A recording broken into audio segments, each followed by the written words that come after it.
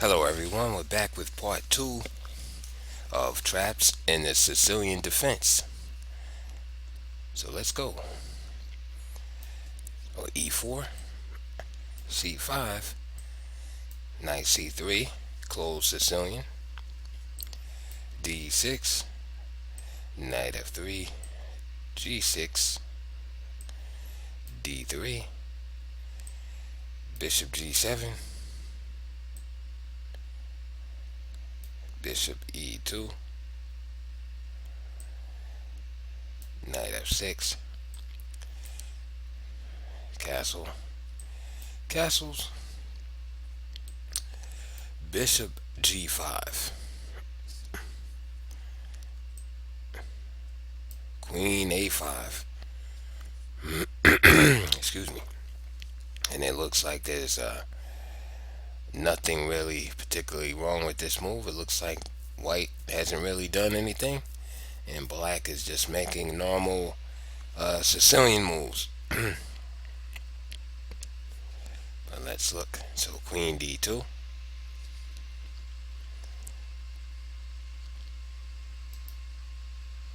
Notice the queen being unprotected.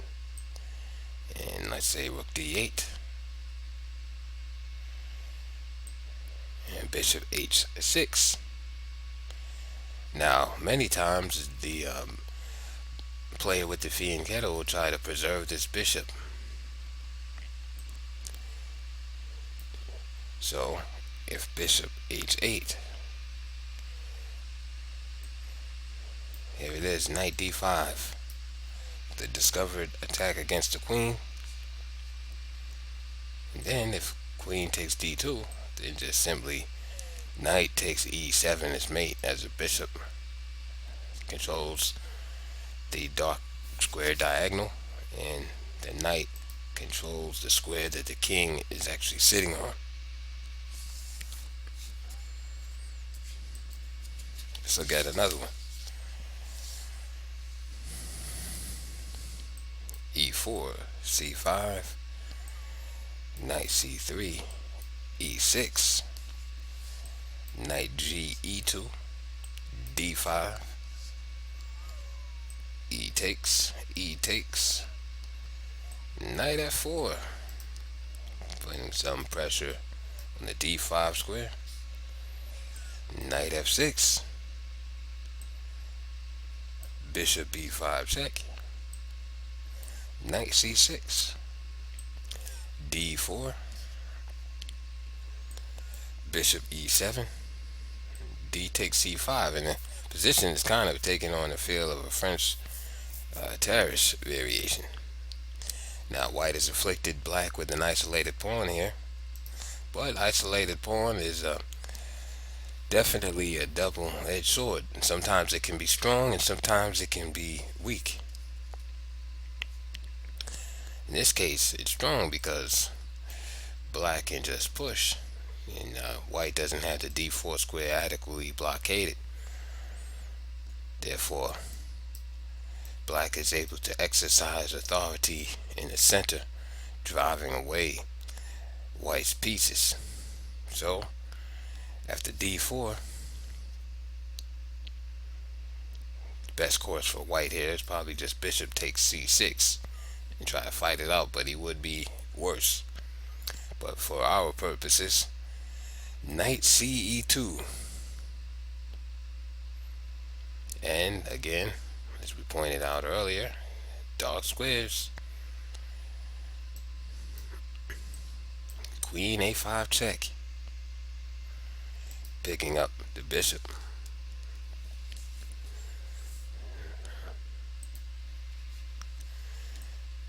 Another one, E4, C5, knight C3, knight C6.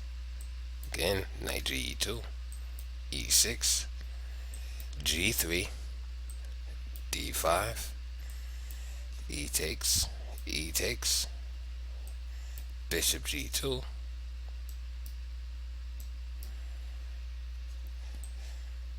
provoking D4 again, and what about knight E4?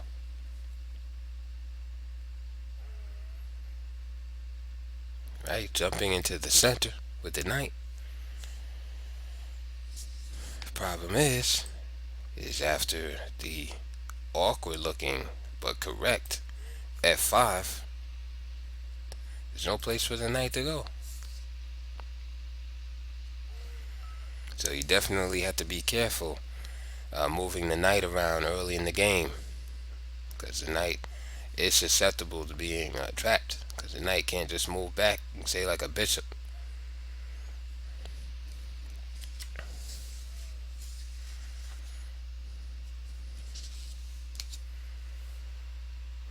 All right, moving on. So e4, c5, knight c3, knight c6, knight ge2 again, knight f6, d4, d5, e takes d5, knight takes d5, d takes c5, knight d, b4, a3,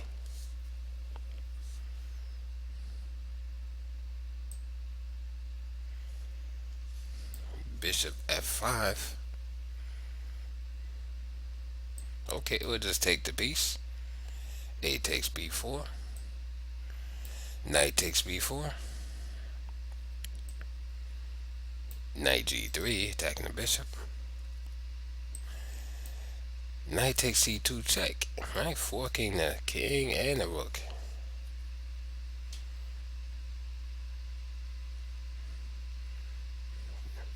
Right, what does white do here?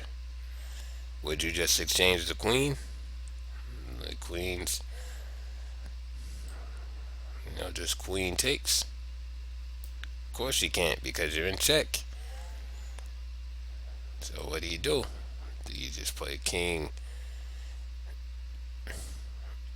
to e2?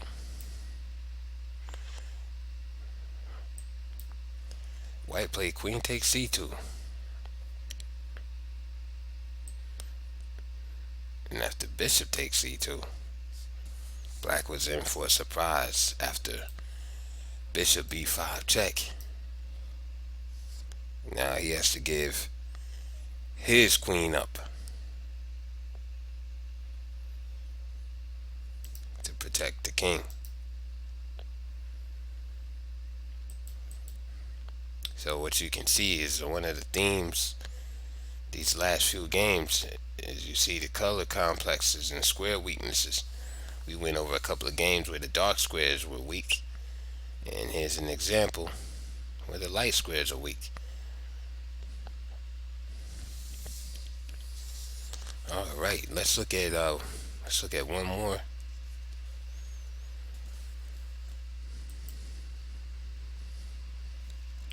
Okay, e4, c5, and like I said in the last video, we'll definitely be moving on to the main line Sicilians, but just wanted to get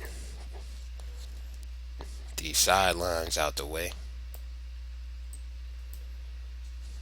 But some players do play like this with the white pieces, and you'll see this setup is black a lot in as a defense if you play with the white pieces. Again, queen d2, bishop e3 battery, often ideas to trade off this powerful bishop. Queen a5, this is a common position you'll see with the queen here, especially in accelerated dragons. You see the queen on a5, and sometimes becomes a tactical liability after the knight on c6 is removed. So after queen a5, okay, knight ge2, black hopped in to d4, which normally is a consequence of white not playing aggressive enough and taking control of a square in his side of the board. Black often clamps down on the square, and that's one of the things about the Sicilian. It forces white to to play aggressive. If you play passive, you can end up in a bad position quickly. But this position is pretty equal. But if you're white, you don't really want the position to be equal. You want to be at least a little bit better. Okay, so after knight d4 here,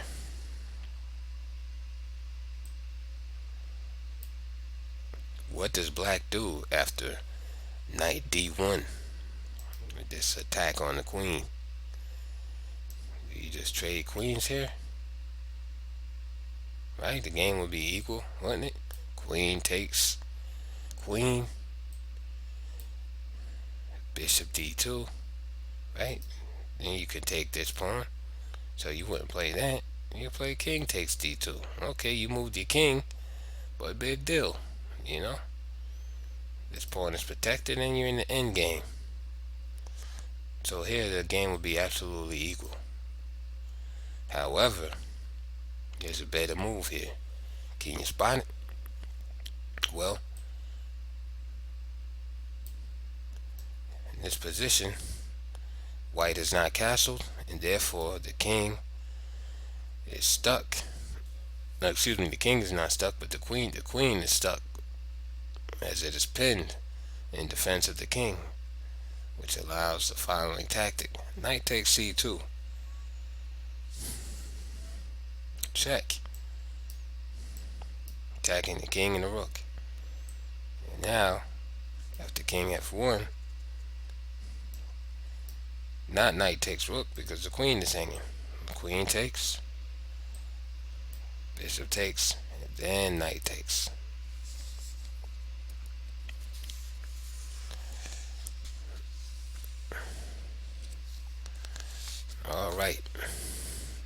All right, ladies and gentlemen. Actually, you know what? We'll do one more because I'm feeling great today. So we'll just do one more, and then part 3 will be tomorrow. Alright, so here's the last one of the day. e4, c5, knight c3, another closed Sicilian, knight c6, g3, g6, bishop g2, bishop g7, d3, rook b8. Idea is to push that pawn down and drive the knight away from the center. Bishop e3, attacking a loose pawn here. Knight d4. Now here, white plays knight ce2. And one of the ideas behind that is to play this pawn to c3, driving the knight out of this square. And then possibly later on, playing d4 and having the full center. So this move has a lot to it, anticipating this pawn coming down on the b file, pushing the knight away so the knight gets out the way and initiates his own counter ideas, counter strategy. So after knight ce2, black took,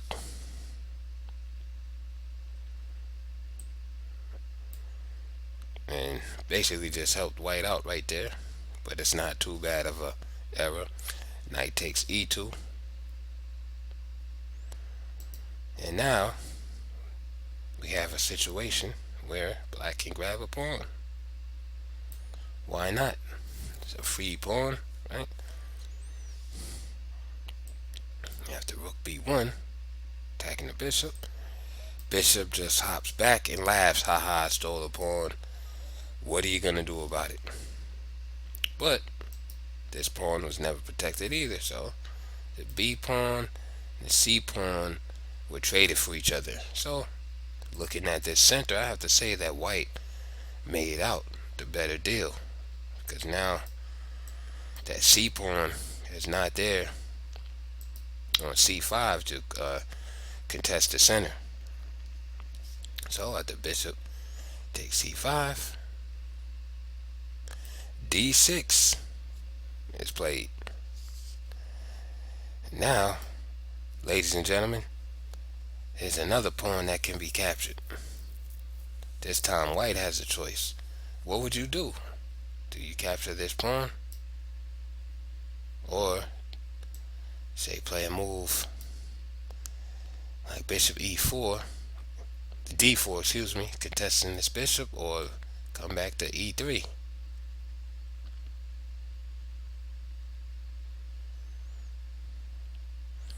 Now remember what I said about the dark squares here. Let's get rid of the arrows. Remember the color complexes. So the king is not castled, and the dark squares a little bit exposed right now.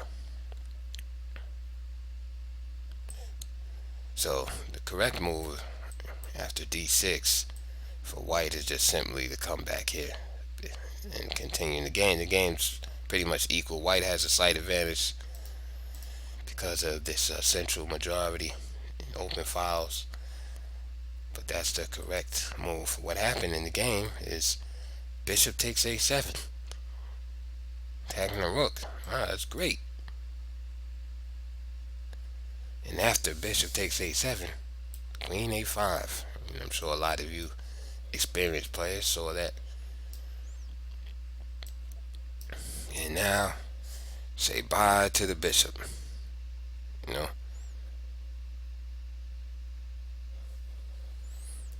So that's an example of an indirect defense. The pawn wasn't guarded, right, to the visual eye, right? But it actually is guarded because the queen can check here. Alright, so I hope you enjoyed that brief series of traps in the Sicilian, or miniatures, or whatever you want to call them. And I will see you on the next video. We'll be picking up part 3 of the Sicilian defense. Alright, see you guys later.